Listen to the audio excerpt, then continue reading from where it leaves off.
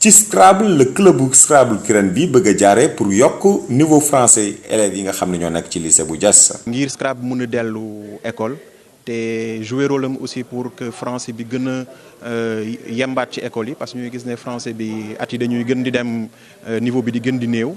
Donc ci ginnaaw loolu aussi niveau bi si amélioré woo ñu bëgg a créer futur champion du Sénégal ak du monde parce que quand même Sénégal xamee nañ ko dëkk boo xam ne dëkku Scrabble la ay champion Scrabble yu bëri ñu ngi fii. Scrabble kat day dolli gune yi ba tax na ñi nga xam ne ñoo yëlif lycée ñoom day ànd nañ ci. Scrabble war naa mën ànd ak étude élève bi dafa am 1000 chances nekk élève bu baax en français te su baaxee en français war naa mën a baax si yeneen matières yi parce que ku mënul français.